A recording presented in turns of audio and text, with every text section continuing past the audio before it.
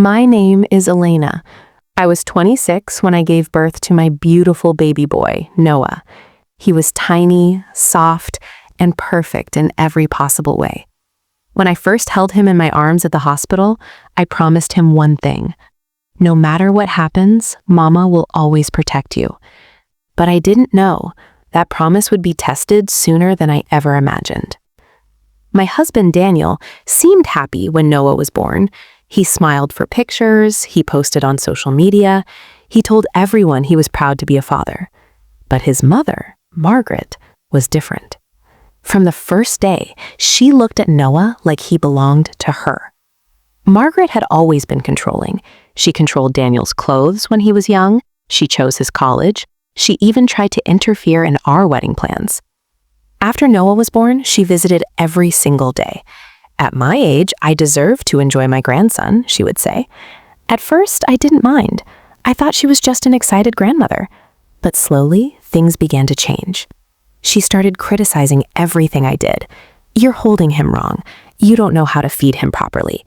In my time, mothers were stronger. Daniel never defended me. He would just say, "She's just trying to help." Help? It didn't feel like help. It felt like competition. One afternoon, when Noah was just 2 months old, I woke up from a short nap and walked into the living room. Margaret was holding Noah tightly. "He's coming with me this weekend," she announced. I froze. What? He needs to bond with his grandmother. "He's a baby," I said softly. "He needs his mother." Margaret's smile disappeared. "You're overprotective. That's unhealthy." Daniel stood there, silent. That silence hurt more than anything. That weekend, they took my baby. I stood at the door, watching the car disappear down the street. Something inside me felt wrong, very wrong. The house felt empty without Noah, too quiet, too cold. I kept checking my phone, waiting for pictures, updates, something. Nothing. I called Daniel. "Can I talk to Noah?" "He's sleeping," he said quickly. "Send me a photo." "We're busy, Elena. Stop being dramatic." Dramatic. I hadn't even spent one night away from my baby. That night, I couldn't sleep. My heart was racing. My body felt anxious. A mother knows. And my instincts were screaming. The next morning, I drove to Margaret's house without telling anyone. When I reached there, the door was locked. Her car was gone. My hands started shaking. I called Daniel again. "Where are you?" "We're out." "Where is my baby?" "He's fine." That was it. No details, no reassurance, just he's fine. Something snapped inside me. I called a lawyer friend from college, Anna.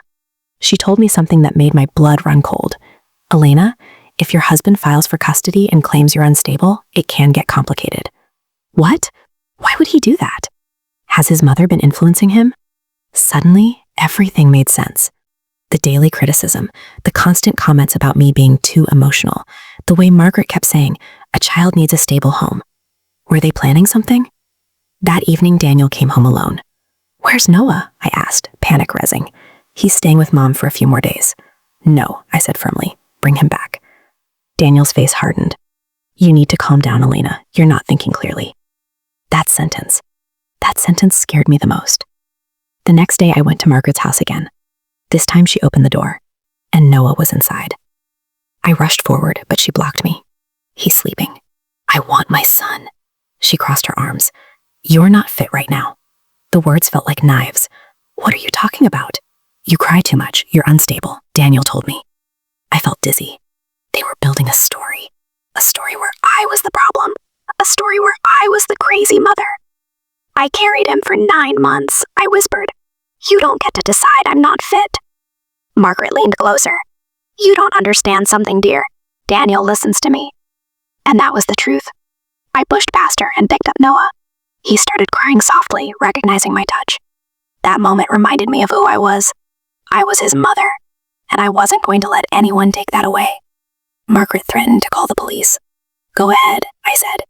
"Let's explain why you're keeping a baby away from his mother." She didn't expect that. When I walked out of that house with Noah in my arms, I felt stronger than ever before. But I knew the battle wasn't over. That night, Daniel told me he wanted a temporary separation. He said I needed therapy. He said his mother was just worried. But I saw the truth now. It wasn't about worry. It was about control. I filed for legal protection immediately. With Anna's help, I documented everything. Messages, calls, witnesses. Margaret's manipulation started to show. In court, she tried to act innocent. "I just love my grandson," she said sweetly. But love doesn't take a baby away from his mother. Love doesn't create lies. When the judge asked Daniel why he kept Noah away from me without clear reason, he had no real answer. Just fake words, just weak excuses. And that's when the truth started to fall apart. Weeks later, the court ruled that Noah would remain primarily with me. Margaret's face changed. For the first time, she looked powerless. Daniel apologized eventually, but some damage never fully heals. I learned something through all of this. Never let anyone convince you that your emotions make you weak. A mother's instinct is powerful. It's protective. It's sacred. Today, Noah is 3 years old. Happy, healthy, safe. Margaret still sees him, but with boundaries. Strong boundaries. Because I learned the most important lesson of my life.